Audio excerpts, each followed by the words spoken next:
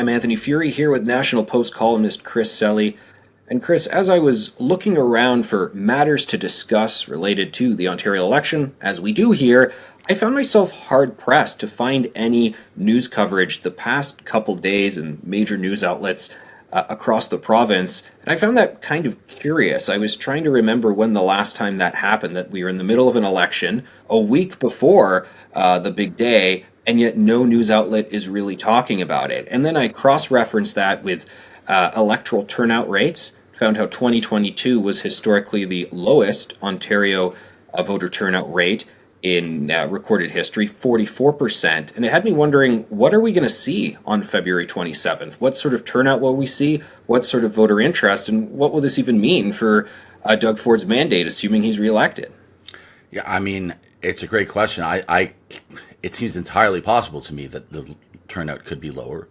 The NDP and Liberals have so far, it seems, completely failed to make this in any significant way a judgment on Ford's record. They keep telling us that this election shouldn't be happening, which isn't exactly a get out the vote kind of message. So yeah, I think it could be for sure. And what does that mean in terms of Doug Ford's mandate? Well, it would be kind of odd if he gained more seats with fewer votes, because that doesn't scream strong mandate. But then, of course, he had a mandate to do everything he wanted to do beforehand. So it's not going to really make a difference if he runs the table and has a huge, mega super ultra majority as opposed to just a comfortable majority. I think historians might kind of look back on this as a very damp squib of an election. And yet what's so interesting is we're not lacking for news right now in so many respects, whether it's about provincial issues, challenges with healthcare, the fact that major cities across the province are trying to dig themselves out of this record snowfall, which creates questions about managing infrastructure.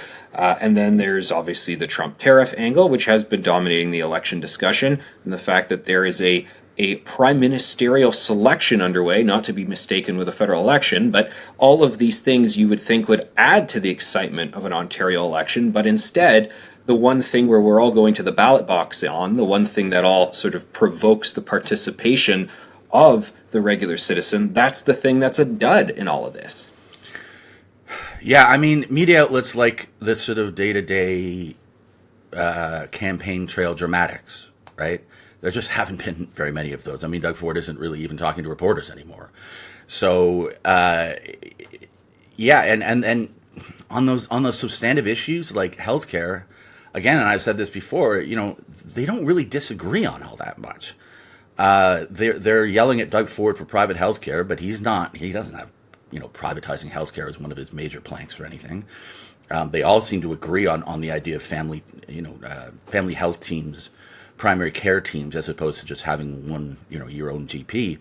So there's just not that much. It's just a question of follow through, really. Any of their plans on paper would make healthcare better in Ontario, but do people really expect that? Do people really believe that? But it was yesterday, on Tuesday, the NDP unveiled what they called their plan for Toronto. Now, it wasn't much of a plan. It was uploading 50% of the TTC's operating costs. I mean, that would be significant. Rent control, including vacancy control, which is just a bad idea, but that's the sort of thing that their core voters tend to support. And at this point, the NDP really needs to try to save the furniture in Toronto. So it wasn't much of a plan. But then I was looking just 2 minutes ago at the Toronto Star's Ontario election homepage, and there's no mention of it. This is the city paper, and this is the NDP's plan for the city. It's a weird dynamic. People just seem to have, checked out. It's maybe the coverage is there, but it's not making the front pages. It's not driving the numbers. It would seem.